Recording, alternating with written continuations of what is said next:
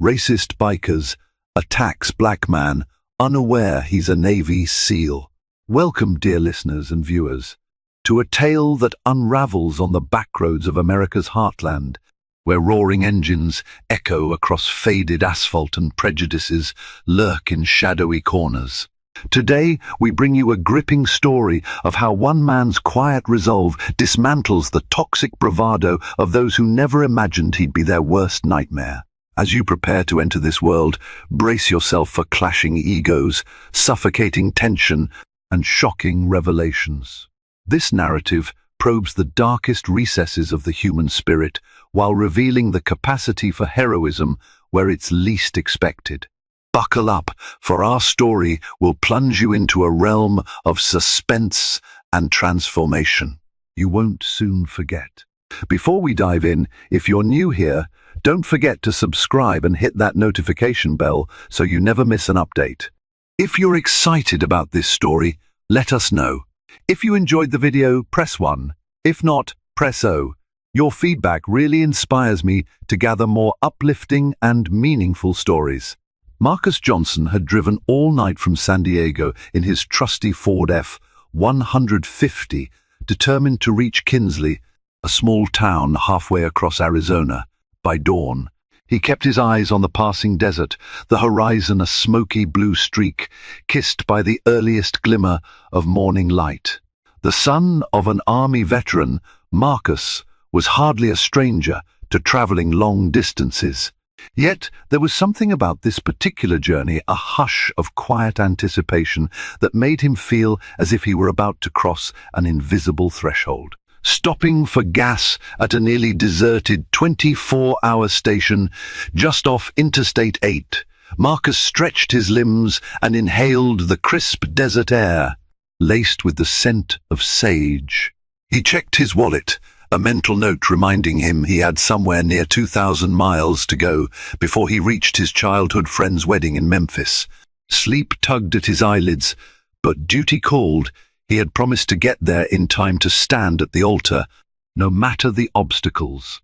As Marcus filled up his truck, an echo of distant thunder reverberated, except it wasn't thunder. It was the roar of Harley-Davidson motorcycles. A group of riders was approaching, their headlights slicing through the pre-dawn gloom. 6 men, all clad in worn leather vests adorned with patches, slowed down and came to a halt around the station. When Marcus looked up, their eyes met his, cautious and assessing, theirs immediately narrowing with suspicion. Despite his exhaustion, he felt a twinge of wariness blossom in his gut. The men cut their engines, their combined silence unsettling, like wolves assessing new territory. One biker, tall with an unkempt beard, hopped off and approached the gas pump next to Marcus. "Morning," Marcus said evenly, focusing on the numbers ticking by on the pump. The biker offered only a grunt and a glare. The air thickened with tension. Marcus kept calm, sliding the nozzle back into its cradle. Over the years he had learned that sometimes silence carried more power than the loudest retort. He was a Navy SEAL. Discretion and discipline ran in his veins, but the uneasy feeling persisted. Something about the way the men watched him, the way they spat at the ground, suggested a deep-seated animosity. Marcus felt it in the subtle hush, in their mocking sneers. If he had learned one thing from his naval special warfare training, it was to trust his instincts. He placed the gas cap back, offering a casual nod, and walked to the station's small convenience store to grab a coffee. He had no idea that this was merely the first step into a far more dangerous game. Later that morning, hunger forced Marcus to take the next exit. He navigated off the interstate, drawn by a flickering neon sign advertising Tracy's Diner, best coffee in town. The building looked older than the diner's sign, with peeling white paint and a red door that had once been bright but now looked worn by time. This spot seemed as good as any to grab breakfast. Inside, a small bell chimed over the door, prompting a middle-aged waitress named Tracy, presumably the owner, to appear with a welcoming smile. But as soon as Marcus slid into a booth, She glanced out the window, her cheerful demeanor evaporating in an instant. He followed her gaze and recognized 3 of the bikers from the gas station. Their bikes were parked in plain sight, engines still rumbling. Only 3. He remembered 6 from before. Where were the other 3? Marcus kept a level expression while the men walked in. The largest of them, wearing a vest that said Club Enforcer, caught Marcus's eye and sneered. Tracy's hands trembled around the coffee pot as she approached Marcus's table. "Morning," she said softly, pouring coffee into his mug. "Got a special on ham and eggs if you'd like." Before Marcus could answer, the men seated themselves in a booth behind him, clearly taking note of his presence. Their conversation was coarse, peppered with slurs that made the air bristle with discomfort. Marcus recognized the same tension in Tracy's eyes that he felt earlier at the gas station. He ordered the ham and eggs and tried to enjoy his meal, despite the sour atmosphere. It became clear from Tracy's subtle glances that these men had a reputation in town. They spoke in conspiratorial whispers, their glances pinned on Marcus. He heard words like outsider and stranger, but the racial undertones were undeniable. Just as Marcus finished his breakfast, the biggest biker dropped a handful of coins on his table and stood, flexing his arms as though warming up for a fight. He was tall, about 6'4", and built like he'd spent years lifting weights in a prison yard. Striding over, he hovered next to Marcus's booth, gesturing with an air of authority that demanded compliance. "You lost, boy?" he said, his words dripping with malice. "We don't see many folks like you around here." Marcus set down his fork with deliberate calm. He exhaled slowly, reminding himself that confrontation would only escalate the hostility. Yet, the phrase "folks like you" resonated with an all-too-familiar ring of racism. Tracy intervened, trying to defuse the situation. "Chad, leave him be. He's just passing through." Chad, the big man, gave Tracy a contemptuous glance. "Mind your business, woman," he growled. Then, turning back to Marcus, he cocked his head. "Watch yourself, boy." Marcus remained unflappable, his voice controlled. "I'm just having breakfast, friend. Nothing more." Chad snorted and walked away, but not before muttering something under his breath. Marcus let out a measured breath, finishing his coffee in a single gulp. The day was only just beginning, and the tension had already mounted.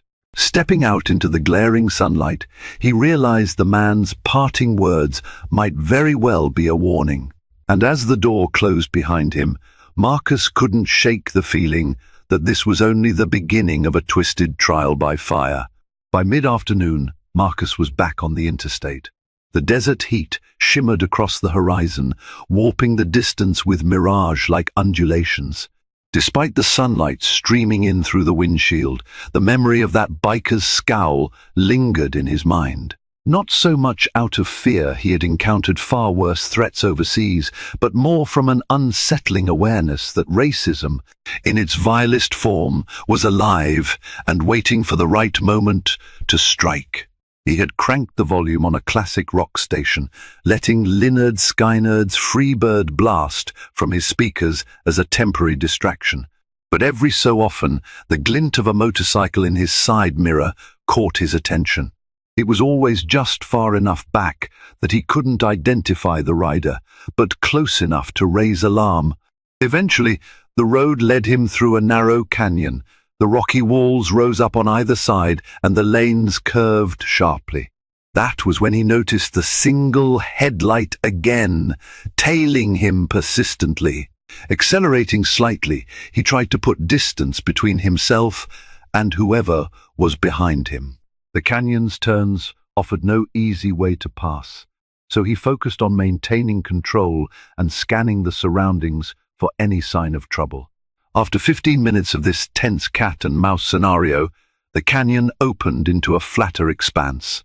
The single motorcycle revved up, pulling alongside him just long enough for Marcus to get a look. It was Chad, the big biker from Tracy's diner. Even from inside the truck, Marcus could see the man's lips twisted in a triumphant sneer. As quickly as he appeared, Chad dropped back again, disappearing from the side window. Adrenaline coursed through Marcus's veins. He tightened his grip on the steering wheel, recalling every scenario from his SEAL training that prepared him for unexpected confrontations. The difference now was that there were no teammates by his side, no backup. He was alone in the desert with an unpredictable and possibly violent individual on his tail. Determined not to let Chad intimidate him, Marcus maintained a steady speed, refusing to engage in a dangerous chase. He was aware that if the biker truly wanted a confrontation, he would try something far more daring soon enough. And sure enough, a moment later, Chad shot forward, cutting in front of Marcus's truck. The reckless maneuver forced Marcus to slam his brakes, the truck skidding slightly on the gravel shoulder. Heart pounding, Marcus was momentarily furious. He considered stepping out and confronting Chad head-on, but he also recognized that tangling with this man in the middle of nowhere was a recipe for disaster. He took a deep breath, calming himself. Chad appeared to laugh in his side mirror, relishing the control he had over the situation. In a flash, Chad sped off, leaving Marcus behind in a cloud of dust. For a split second, Marcus wondered if that was the end of it, a juvenile scare tactic. But instinct told him otherwise. This felt more like the initial test in a string of malicious plans, a warning shot to gauge Marcus's response. Marcus carefully pulled back onto the road, heart still hammering. He exhaled slowly. He had survived the harshest environments on Earth, from the scorching deserts of the Middle East to the freezing waters of the Arctic during SEAL training. He could handle a desert highway in Arizona, but as the sun climbed higher and the day stretched on, a part of him couldn't help but wonder just how many more trials lurked around the bend. Nightfall found Marcus in Glendale, a city on the outskirts of Phoenix.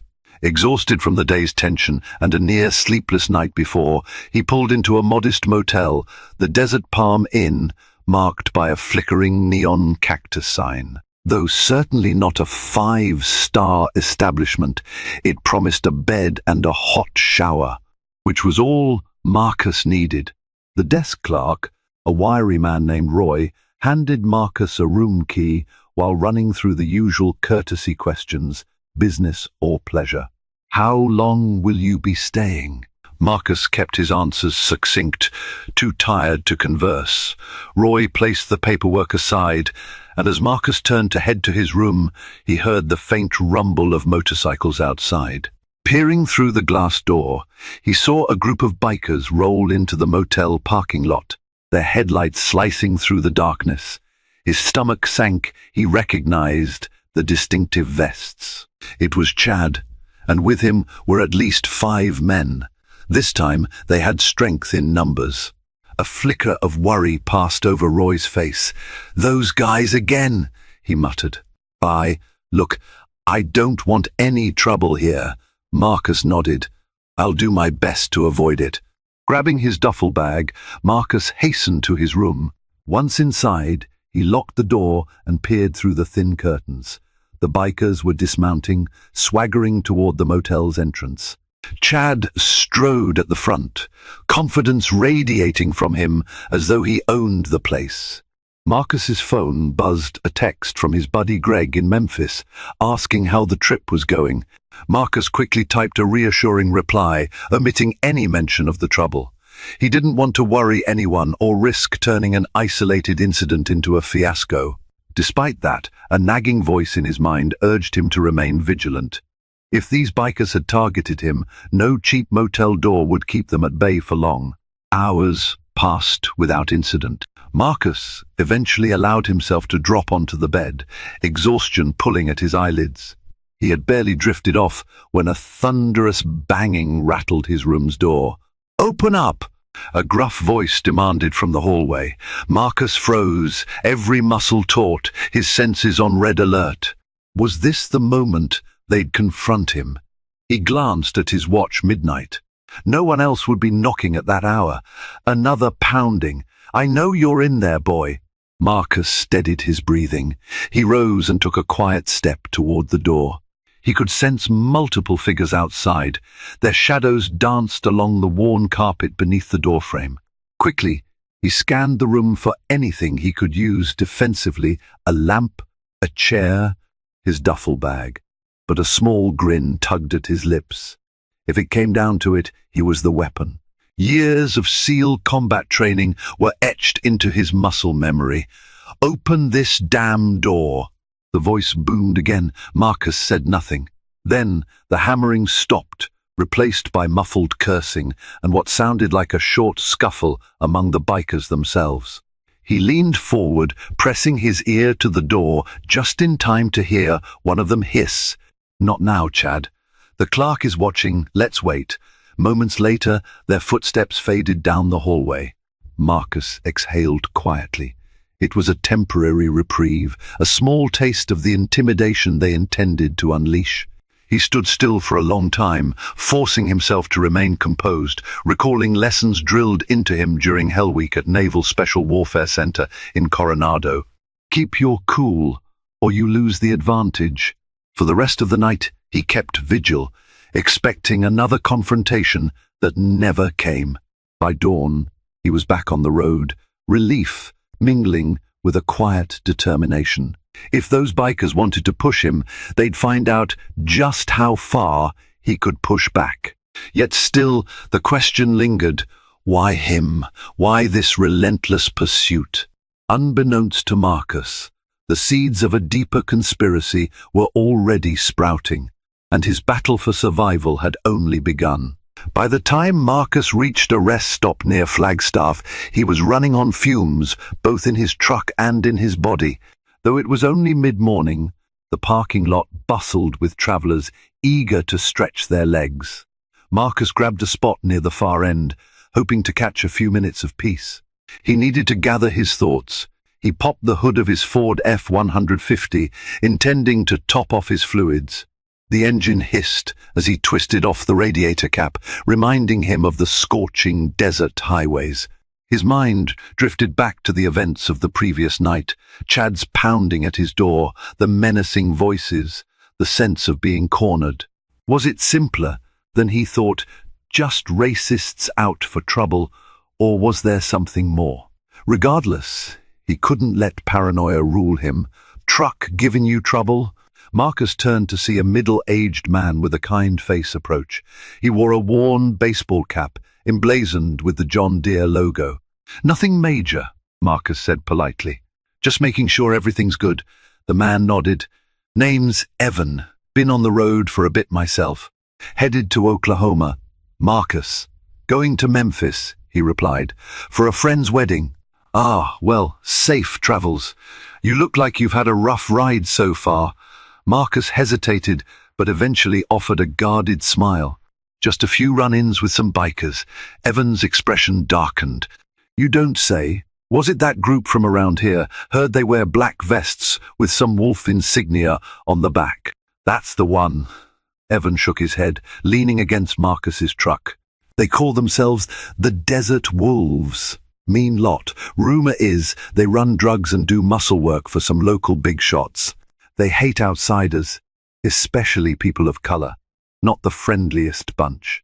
Marcus's suspicion hardened into fact. Any idea who leads them? They've got a few top dogs. But I've heard the real boss is a fella named Mac Bulldog Tyson, big shot around these parts. Chad might be one of his enforcers. Marcus nodded slowly, pieces of the puzzle clicking into place. The name Bulldog conjured images of a man used to bulldozing anyone in his path. "Thanks for the info." Evan looked around the rest stop parking lot warily. "You best watch your back. They've got eyes everywhere. The local cops. Well, some say they're on Bulldog's payroll, so I wouldn't expect too much help from them." Marcus's jaw set. He thanked Evan, who bid him safe travels before returning to his own vehicle. Though Marcus had faced intimidation tactics before, rarely had it been on American soil under such petty, yet poisonous circumstances. He finished checking his fluids and closed the hood. Before sliding into the driver's seat, he scanned the area. No sign of Chad or the others. For now. Still, a faint prickle of tension coursed through him. He had that creeping sense of being watched, an instinct he had learned to trust in war zones. Pulling out of the rest stop, Marcus couldn't help but think about the next steps. He wasn't looking for a confrontation, but if Chad and his gang insisted on hounding him across state lines, they might soon discover that the target of their harassment was far from ordinary. The Desert Wolves would learn the hard way that the man they called Boy had completed some of the most grueling special operations training in the world. And as the miles passed under his tires, Marcus felt a steely resolve building within him. He hadn't chosen this fight, but if it came, he would end it decisively. Despite the mounting tension, Marcus pressed on, determined to make progress on his journey. The next day, he navigated a lesser-known route through Arizona's Painted Desert, hoping to avoid major highways and, if fate allowed, avoid the Desert Wolves altogether. The vibrant cliffs and canyons, streaked with crimson, violet, and amber, momentarily calmed his nerves, a testament to the quiet power and beauty of nature. That serenity was short-lived. Late in the afternoon, as the sun began dipping below the horizon, Marcus noticed something jarring up ahead, a single motorcycle parked on the roadside. He slowed instinctively, scanning for signs of a trap. Sure enough, Chad stood there, leaning against his bike. Marcus considered driving past. But then Chad did something unexpected. He waved his arms, as though in distress. Marcus hesitated, conflicting instincts warring within him. On one hand, this could be a ploy. On the other, if Chad genuinely needed help, Marcus wasn't the type to abandon someone in trouble, even a bigot. With caution, he pulled over, leaving the engine idling. "What's going on?" Marcus asked, stepping out of the truck, careful to keep a safe distance. Chad's face was twisted, though whether in pain or anger, it was hard to tell. "Bike's busted," he grunted. "Overheated, I think." Marcus stayed alert, scanning the area for any sign of the other bikers. The road was empty, silent, except for the faint rustle of wind over the desert sands. Chad wiped sweat from his brow. "Look, man, I know we didn't start on the right foot." "That's an understatement," Marcus replied coolly. "Yeah, well, could you give me a hand?" "My phone's dead." Chad kicked the gravel in frustration. "I've been stuck here for hours. It's too damn hot to push this bike all the way to the next station." Marcus weighed his options. It felt wrong to leave someone stranded, even if that someone had threatened him. SEAL ethos emphasized courage and honor, but also an unspoken code of not letting petty biases get in the way of doing what was right. "Fine," Marcus said. "Let me see." He approached the bike carefully, maintaining enough distance to react if Chad tried anything. The engine was indeed scorching, fluid leaking underneath. Marcus was no expert mechanic, but he could see a cracked hose. The only immediate solution was to call for a tow or at least get to the next service stop. "I can give you a ride," Marcus offered. "We'll load the bike on my truck bed if it'll fit." Chad exhaled, relieved. "I appreciate that."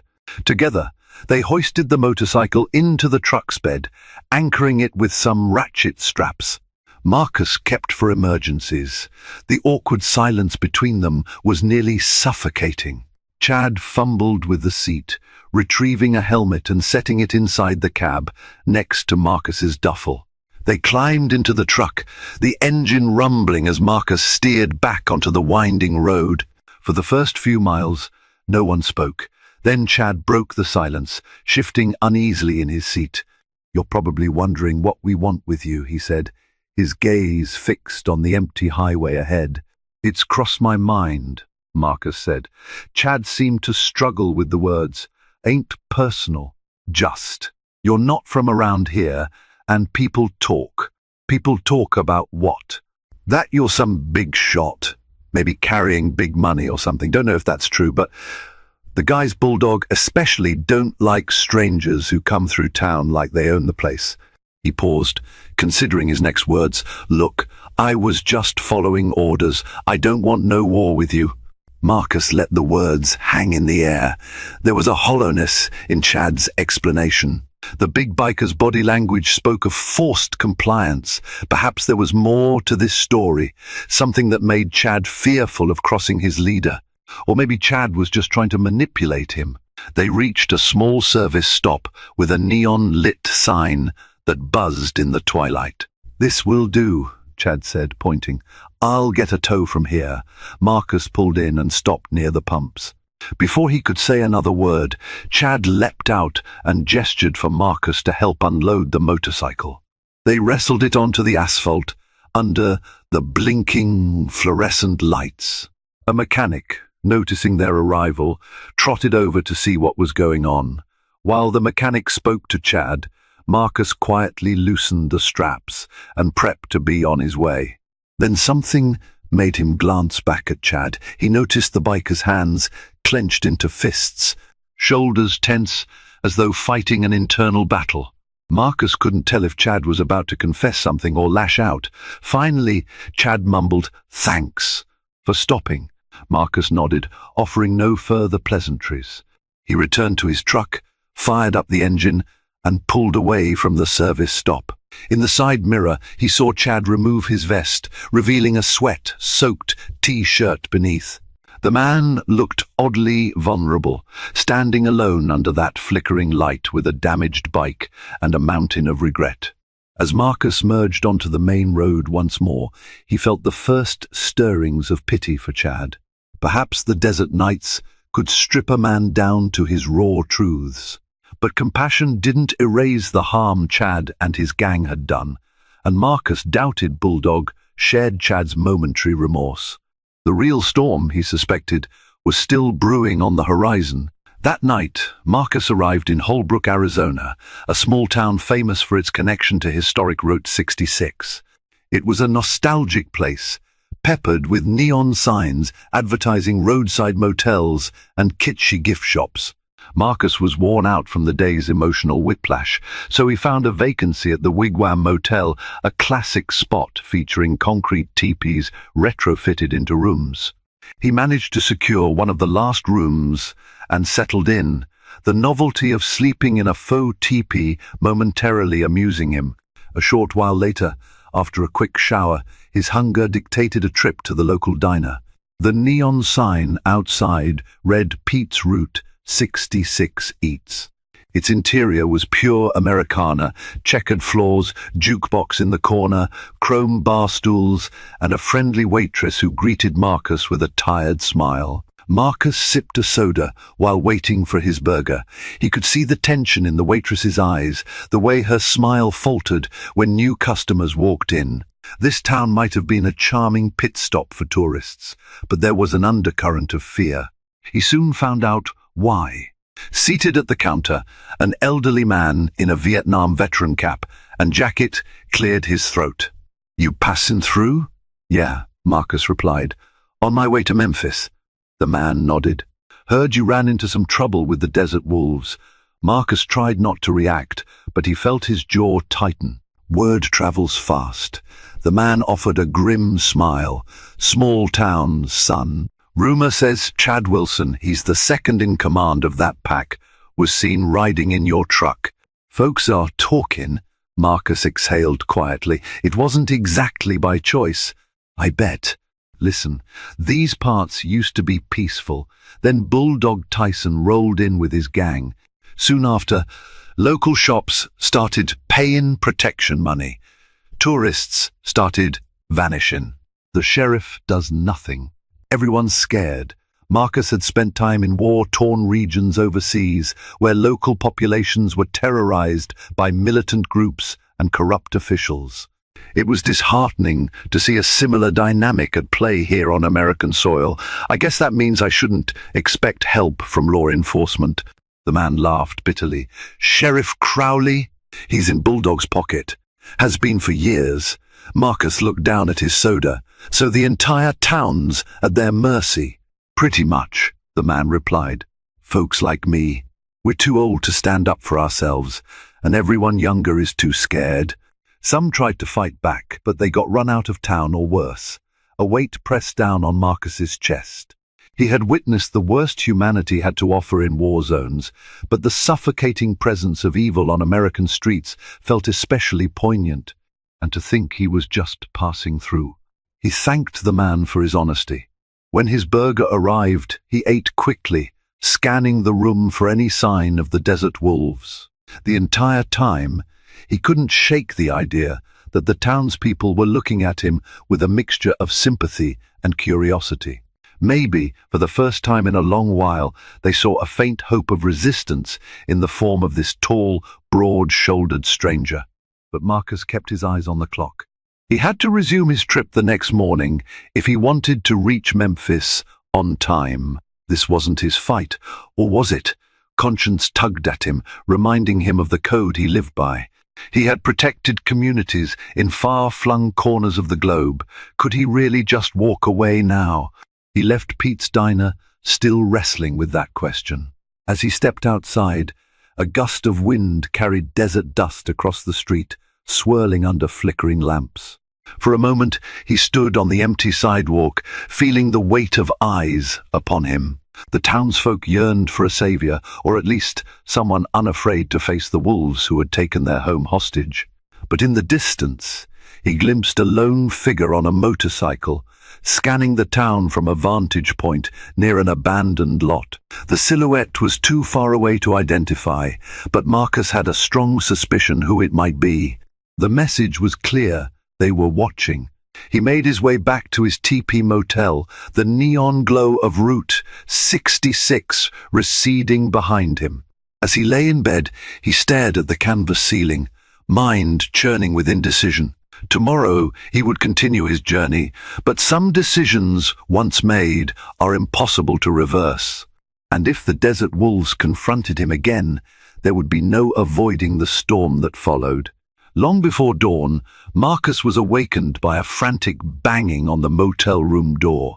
He jumped out of bed, heart hammering, half expecting Chad and his crew. Cautiously, he opened the door a crack, only to find the elderly man from the diner, the Vietnam veteran, breathless and alarmed. "They've taken him," he gasped. "Who?" Marcus asked, stepping outside quickly. "Pete, the owner of the diner. Desert wolves snatched him. He was closing up late, and they barged in."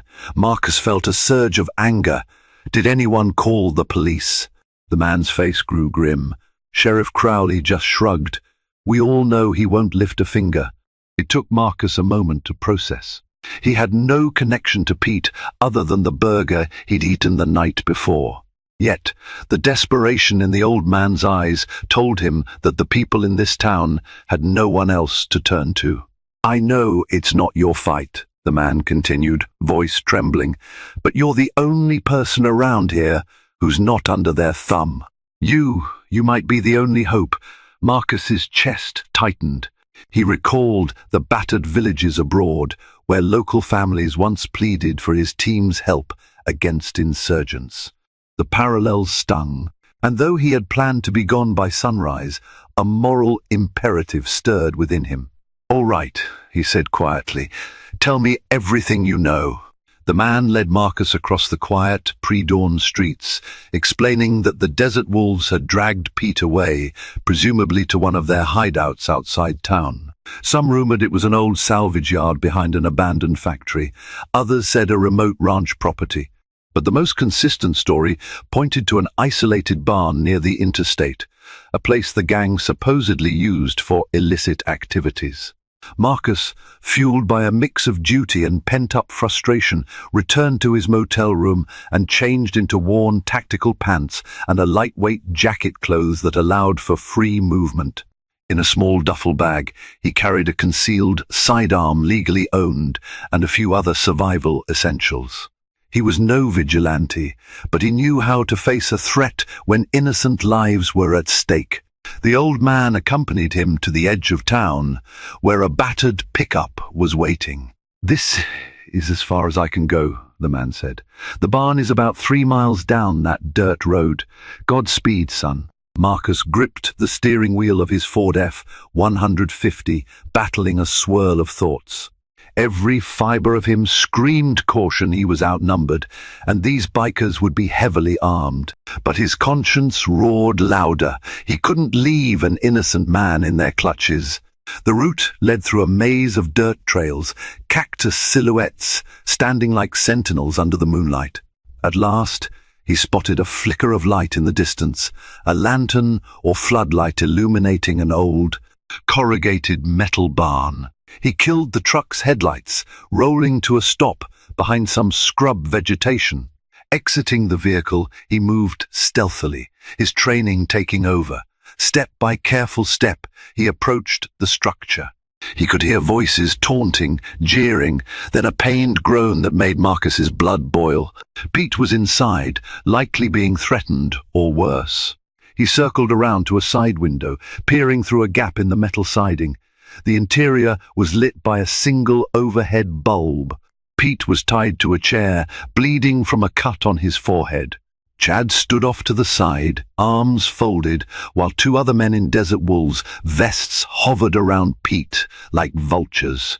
A third man, presumably Bulldog, paced behind Pete, occasionally barking orders. Marcus didn't see any firearms at the moment, but that didn't mean they weren't there. He took note of potential vantage points, exit routes, and obstacles. Then he inhaled softly, steeling himself. A sudden crash from inside startled him. One of the bikers had kicked over a metal tool rack, scattering wrenches and rusted parts. Bulldog's voice boomed. "You owe us, Pete! You've been holding out on your payments.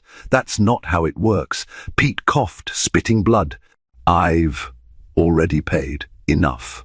Bulldog snarled. "You pay what we say you pay." Then he raised a baseball bat, leveling it at Pete's temple. Before Bulldog could swing, Marcus sprang into action. He slipped around to the side door, which was ajar, and slipped inside with silent precision. Instantly, he had the element of surprise. With fluid speed, Marcus grabbed the nearest biker from behind, pinning his arm painfully and delivering a swift blow to the ribs. The biker crumpled with a choked cry. Chad spun around, eyes wide, too stunned to react immediately. Bulldog dropped the bat and reached for something at his waist, presumably a gun, but Marcus was quicker. He lunged, delivering a straight punch that knocked Bulldog back, the gun skittering across the floor. Chaos erupted. The other biker lunged at Marcus with a knife. Marcus sidestepped, caught the man's wrist, and twisted it until the blade dropped. A punishing elbow strike sent the attacker sprawling, moaning in pain. Chad stared at Marcus, a flicker of recognition in his eyes. This was no ordinary man. But fear and loyalty to Bulldog pushed Chad to charge. Marcus pivoted, driving a knee into Chad's gut, sending him gasping for air. For a moment, their eyes met. Chad looked betrayed, as though everything they'd done together on that desert highway meant nothing now. He crumpled to the ground. Bulldog recovered enough to tackle Marcus from behind, knocking both to the floor. The big man's fists flew, grazing Marcus's jaw. Marcus retaliated with an upward palm strike to Bulldog's chin, rattling the man's skull. As Bulldog staggered, Marcus kicked his legs out, sending him crashing to the floor again. By the time Bulldog tried to stand, Marcus was already on top of him, delivering a precise chokehold. Seconds later, the leader of the Desert Wolves was unconscious. Breathing hard, Marcus pushed himself up, quickly scanning the barn. The other bikers were incapacitated, and Pete remained tied to the chair, trembling in shock. Marcus rushed over, untying the man, carefully checking for injuries. You saved my life," Pete whispered, tears mingling with blood on his face. Marcus didn't respond, eyes flicking back to the prone forms of the Desert Wolves. He could hear sirens in the distance. Someone must have called the cops. But would it be the real cops or the corrupt sheriff? Time was short. "We need to get you to a hospital," Marcus said. With Pete leaning on him for support, Marcus guided him outside. The desert air was cool, and the first hints of dawn lit the horizon. Just then, a battered cruiser screeched to a halt, and out stepped Sheriff Crowley. Marcus's heart pounded, but to his surprise, the sheriff looked at the battered bikers, then at Marcus. With a shaky breath, he lowered his gaze. "Take Pete and go," he said. His voice lacked conviction, as though he were tired of playing lapdog to Bulldog's threats. Marcus didn't argue. He helped Pete into the passenger seat of his Ford F-150. As they sped away, the sheriff's cruiser remained parked in front of the barn, its lights casting an eerie red and blue glow on the wounded gang. For a moment, Marcus felt a surge of triumph. The desert night seemed to breathe a sigh of relief, but his pulse still thundered, adrenaline surging. This was far from over. Bulldog would want revenge. Yet, for now, a victim had been freed, and the first blow against the desert wolves had been struck. In the quiet hush of dawn, Marcus drove toward the horizon, uncertain of what awaited him, but resolute that he would see his mission through to the end. Pete's injuries were severe enough to require stitches and a short hospital stay in Holbrook. Marcus accompanied him to the emergency ward, ignoring the wary glances from night shift nurses. He had no desire to elaborate on the violence that had taken place. It was clear from Pete's bleeding wounds that something terrible had occurred. When the doctor finished patching Pete up, Marcus walked out of the hospital, blinking in the harsh fluorescent lights of the parking lot. A small group of townspeople had gathered there. Word travels fast in Holbrook, and a rescued local diner owner was big news. They greeted Marcus with a mixture of relief, gratitude, and caution. Some still feared the desert wolves. An older woman stepped forward, wringing her hands nervously. "Is Pete going to be okay?" Marcus nodded. "He'll live. He's strong." She placed a trembling hand on Marcus's arm. "Thank you," she said, eyes brimming with tears. Others murmured their agreement. It wasn't a hero's welcome, rather, a quiet, desperate gratitude from people who had long felt powerless. The Vietnam veteran who had summoned Marcus earlier cleared his throat, stepping forward. We want to help you if we can. Bulldog and his men, those that can still stand, are probably regrouping. They won't let this go." Marcus considered the assembled crowd. Shopkeepers, gas station attendants, a couple of waitresses from local diners, and even a few teenagers, each one wore the same hardened resolve. Fearful though they were, they had a spark of courage, and that spark could ignite into something bigger if given a chance. "I won't lie to you," Marcus said, his voice carrying the weight of truth. "They're dangerous men. They're armed, they're connected, and they're angry. If any of you stand with me, you become targets." The crowd exchanged uncertain looks, but nobody left. Finally, the older woman spoke again. "We can't live like this anymore." A murmur of agreement rippled through the group. They were done cowering. Marcus felt his heart surge with respect. During his tours overseas, he had seen communities band together against tyrants. He recognized the same spirit here. "All right," Marcus said, exhaling. "But I need intel. Where do they operate from? Who are their allies? And how do we ensure we don't get blindsided?" The crowd began sharing bits of information they had gleaned over the years. A retired mechanic described how the desert wolves often transported contraband along Route 66 at night. A gas station owner recalled seeing them collect protection fees from local businesses. One teenager mentioned a rumored stash of weapons in a storage facility near the junkyard. Piece by piece, they painted a mosaic of the desert wolves' operations. As the sun rose, the parking lot discussion took on a determined tone. Plans began to form, tips on sabotage, potential safe havens, ways to track the gang's movements. Marcus started delegating tasks, watchers to keep an eye on the roads, a communication chain. If the wolves reassembled in large numbers, contact with the nearest state police, who might not be under Sheriff Crowley's influence. By the time the first rays of daylight illuminated the horizon, a semblance of strategy had emerged. A local rancher offered Marcus a horse trailer and quiet lodging on his property so Marcus could stay under the radar if needed. The Vietnam vet volunteered to coordinate the watchers, employing old scout tactics from his war days. Marcus gazed at the townspeople, humbled by their bravery. They were stepping into the lion's den, risking everything to reclaim their freedom. He was just one man, but with an entire town's collective will behind him, they might stand a chance. As the group dispersed, Marcus felt a tap on his shoulder. It was the older woman again, eyes still wet with tears. "You be careful," she whispered. "Bulldog plays dirty. I'm afraid of what he'll do to you, especially if he finds out who you really are." Marcus nodded, though he didn't elaborate on his Navy SEAL background. No sense in making promises he couldn't keep. Instead, he said, "I'll do my best. We all will." For a brief moment, the woman's lips curled into the faintest smile, as though reassured by something in his voice.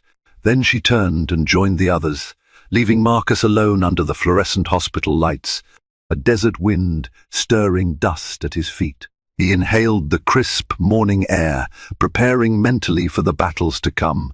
The desert wolves were undoubtedly regrouping, thirsting for revenge. But for the first time, the town was ready to stand up to them, united, and with a silent guardian leading the charge. The scales had shifted, and there was no turning back now. Later that afternoon, Marcus found temporary refuge on the rancher's property, a sprawling expanse of scrubland dotted with weathered fences. Cattle grazed lazily under the Arizona sun, oblivious to the tension gripping the nearby town.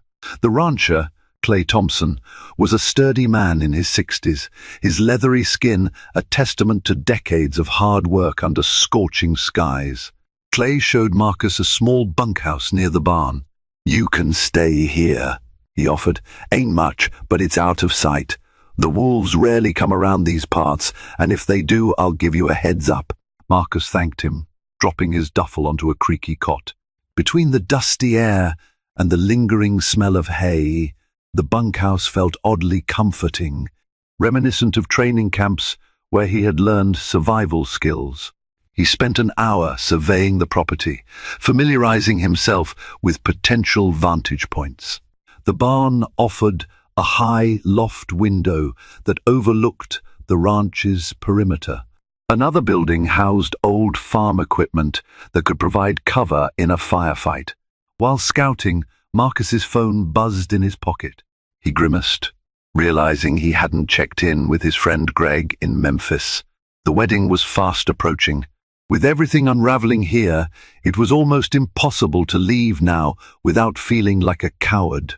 He typed a quick text, running behind schedule, "Will do my best to make it," and sent it off, hoping Greg would understand.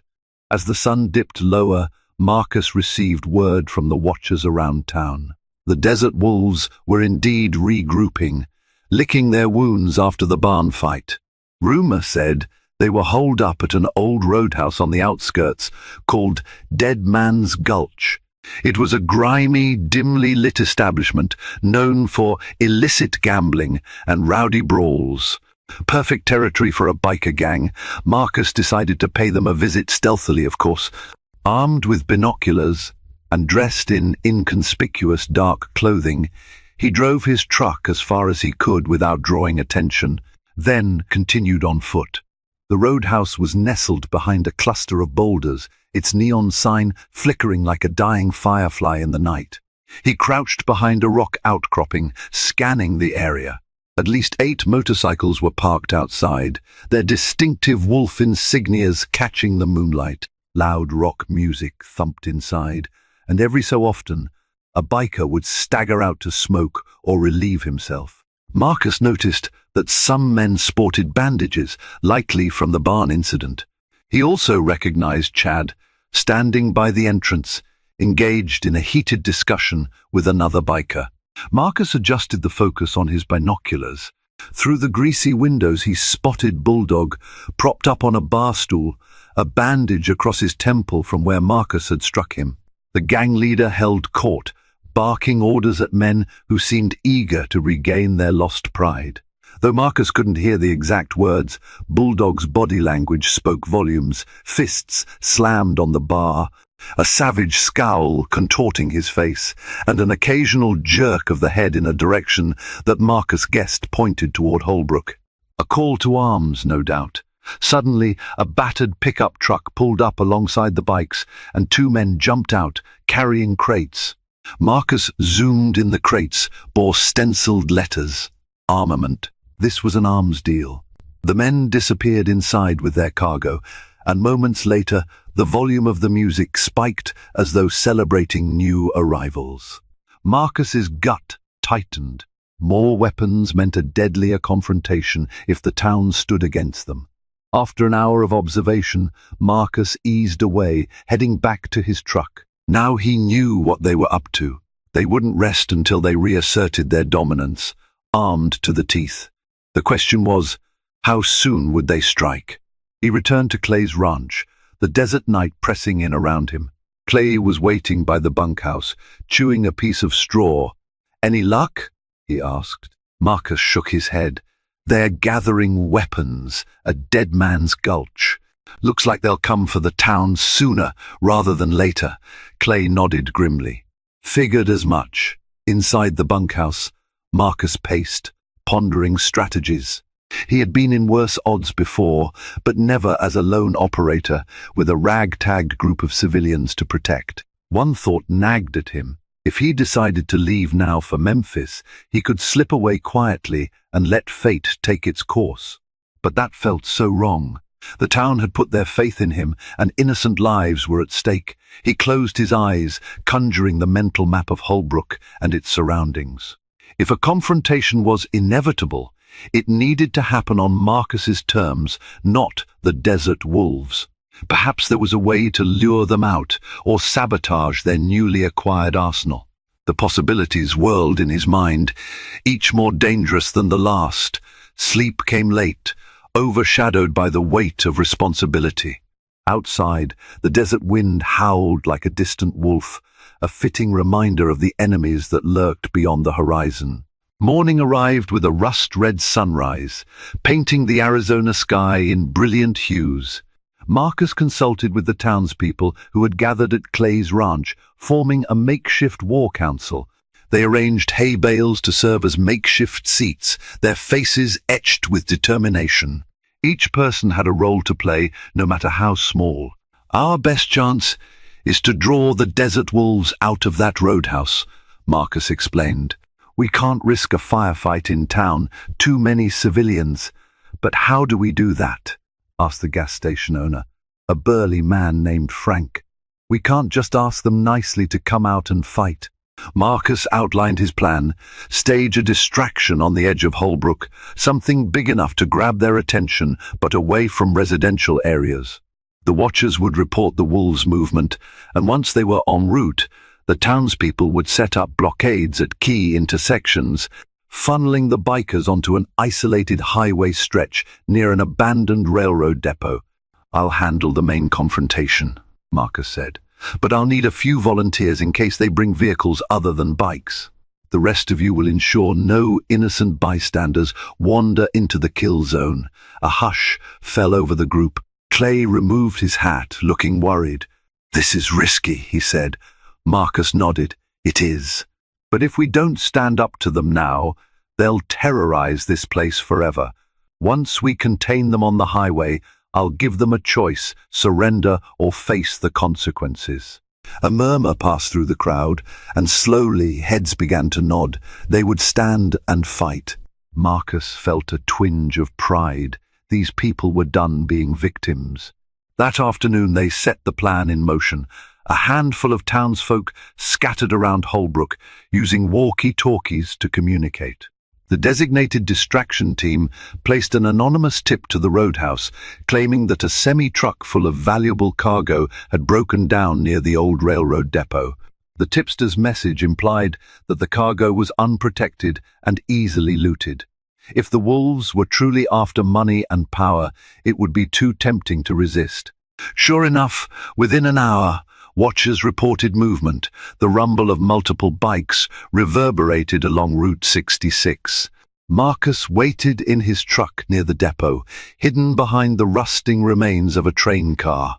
Beside him sat the Vietnam vet, who insisted on joining despite his age, gripping a weathered shotgun across his lap. Clay's voice crackled over the walkie-talkie. "They're heading your way, about a dozen bikes." One pickup trailing behind. Marcus exhaled, adrenaline pumping. "Copy that. Keep civilians clear." He could hear the motorcycles before he saw them, their thunderous roar splitting the hot afternoon air. Slowly they came into view, a line of snarling engines rolling down the deserted highway. Marcus let them pass the first set of rusting rail cars, then signaled to the watchers. Within seconds, an old school bus, driven by another volunteer, lurched onto the highway, blocking the gang's retreat route. Meanwhile, a pair of pickup trucks sealed the road ahead, effectively boxing the wolves in. Caught off guard, the bikers skidded to a stop, forming a disorganized cluster.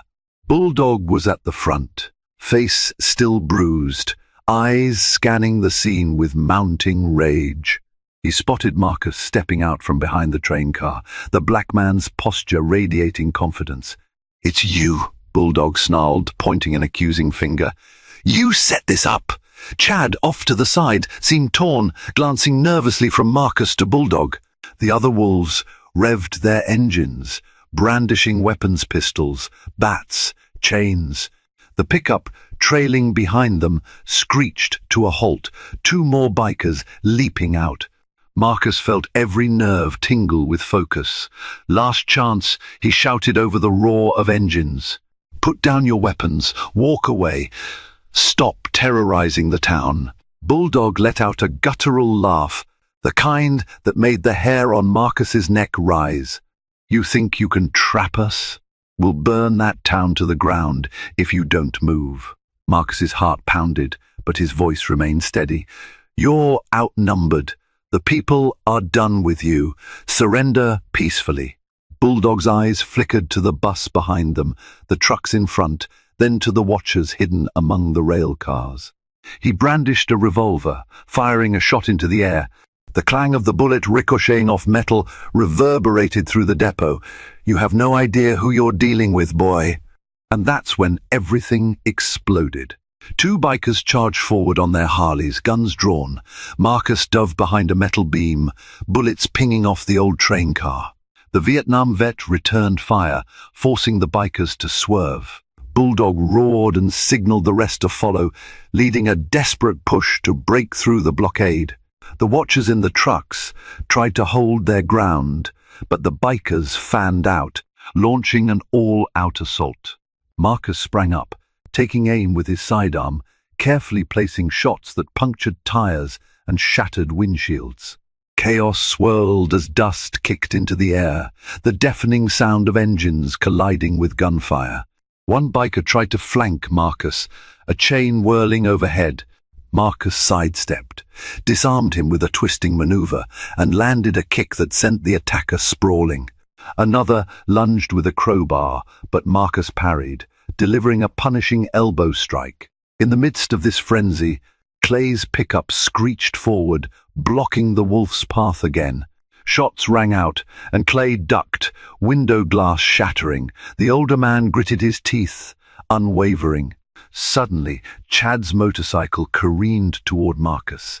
Chad's eyes were wild, but there was uncertainty in them. Marcus braced for a collision, but at the last second, Chad swerved, intentionally missing Marcus. The quick shift unseated Chad, sending him tumbling onto the ground. Marcus rushed over, expecting an attack, but found Chad dazed, no weapon in hand. "Why didn't you hit me?" Marcus demanded, half angry, half incredulous. Chad coughed, spitting out dust. I'm done, man," he groaned, tears in his eyes. "I can't keep doing this." Before Marcus could respond, Bulldog's voice thundered behind him. "Traitor!" The gang leader leapt off his bike, tackling Marcus to the ground. The revolver was still in Bulldog's hand, muzzle swinging dangerously close to Marcus's face. They grappled in the dirt, each vying for control. Marcus felt the cold steel brush his cheek. Summoning his training, he twisted Bulldog's wrist, forcing the gun away. Bulldog howled in pain but refused to let go. Marcus delivered a powerful knee strike to Bulldog's ribs, dislodging the weapon at last. Freed from the immediate threat of the gun, Marcus seized Bulldog by the vest and unleashed a barrage of quick punches. Blood spattered across the dusty ground. Gasping, Bulldog tried to swing back, but his blows were slow, telegraphed. Marcus ducked, delivering one final knockout punch that left Bulldog limp. All around them, the desert wolves were either pinned down by watchers or had surrendered under the withering return fire. A few made last-ditch attempts to flee, only to find the bus or trucks blocking their escape. One by one, they threw down their weapons and raised their hands, eyes wide with fear and shock. Finally, the dust settled. Bikers lay sprawled, groaning or unconscious. A cheer erupted from the townspeople. Clay emerged from his bullet-riddled pickup, a triumphant grin on his face. The Vietnam vet limped forward, shotgun smoking but victorious. Marcus stood over Bulldog's unconscious form, chest heaving. The monstrous threat that had loomed over Holbrook was now broken.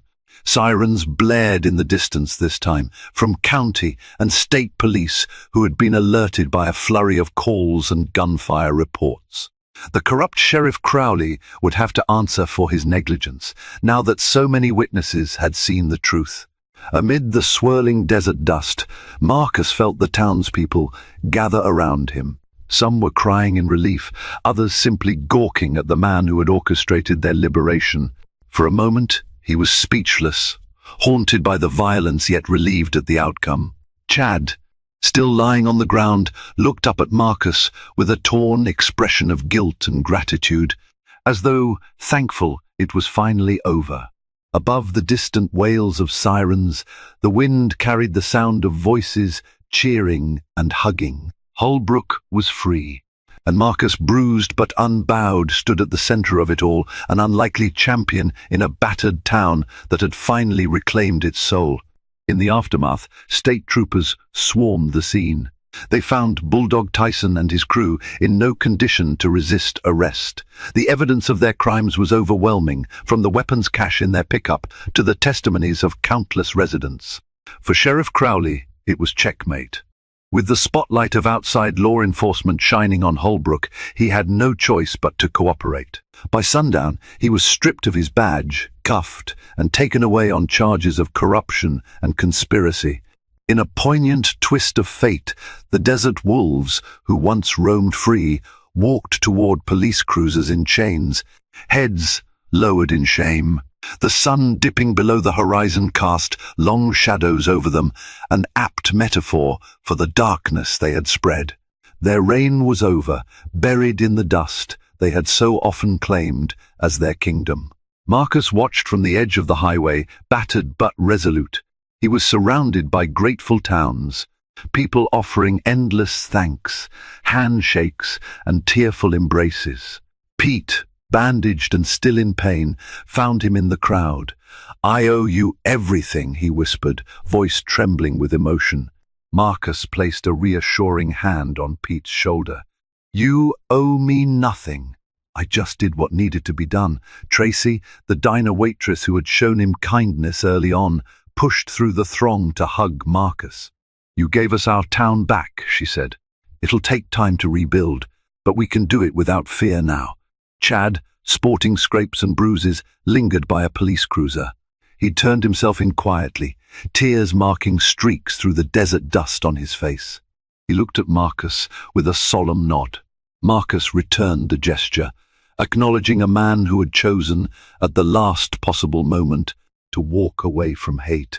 One of the state troopers approached Marcus. "We'll need a statement. Folks say you're responsible for subduing these criminals. That's quite a feat." Marcus's gaze drifted to the unconscious Bulldog being loaded into an ambulance. I just helped people protect their home, he said. His tone was modest, betraying no hint of the elite training he carried within him. Sure, the trooper replied, handing Marcus a clipboard. Fill this out as best as you can. We'll likely need more details later. Marcus nodded, taking the clipboard. The statement would likely ask for his background, but he planned to keep the specifics vague. He had no desire for fame or unwanted attention. As he began to write, a young girl ran up to him, a wide-eyed child who couldn't have been more than 7. She offered him a small, handmade bracelet woven from colorful threads. For luck, she said softly. Mama says you're a hero. Emotions welled in Marcus's chest, but he managed a gentle smile. Thank you, he whispered, slipping the bracelet onto his wrist. By the time he finished providing his statement, the desert sky had turned a tapestry of pink and purple. Blue lights from the cruisers danced against the twilight. With the immediate crisis resolved, the once captive town was blossoming into celebration. Some sang, others prayed, and many laughed relief, flooding out after years of oppression. Marcus quietly slipped away, returning to Clay's ranch for his belongings. He still had to make it to Memphis. Greg's wedding was just days away, and he was determined not to miss it. He left a note for Clay on the bunkhouse table. Clay, thank you for your hospitality. I'm heading east tonight. Take care of each other and don't let fear rule your hearts again, monsieur. After loading his truck, he rumbled down the ranch's dusty driveway, the moon guiding him. As he passed the outskirts of Holbrook, he noticed the silhouettes of townsfolk still gathered, hugging one another, shining flashlights into the night in a kind of impromptu street party. He slowed for a moment, taking in the sight of a town reborn. Then he pressed on, merging onto the open road. Miles unspooled beneath his tires. He felt lighter than he had in days. The burden of conflict lifted. Though bruises covered his body and exhaustion tugged at his mind, an unshakable sense of peace washed over him. In the span of a few days, he had gone from weary traveler to reluctant champion, proving once again the power of standing against injustice, no matter where it appears. As he accelerated toward the horizon, Marcus recalled the child's bracelet on his wrist, a small token of gratitude and a potent reminder that every action, no matter how difficult, can ripple outward and change lives. The desert wind whistled around the truck, carrying the memory of roaring motorcycles and bullets in the dust. He left it all behind, forging ahead into the promise of a new dawn. Thank you for joining us on this intense journey through the scorching deserts of Arizona and the hidden hearts of small-town America. We witnessed an unlikely hero rise against an unforgiving gang of bikers who underestimated the quiet strength within a man trained to serve and protect. The ultimate triumph of community, courage, and justice in Holbrook stands as a testament to what can be achieved when ordinary people refuse to bow to tyranny. If this story kept you on the edge of your seat, please show your support by hitting that like button. Share this video with friends who crave riveting tales of resilience, and don't forget to subscribe for more powerful, pulse-pounding narratives. Safe travels, everyone.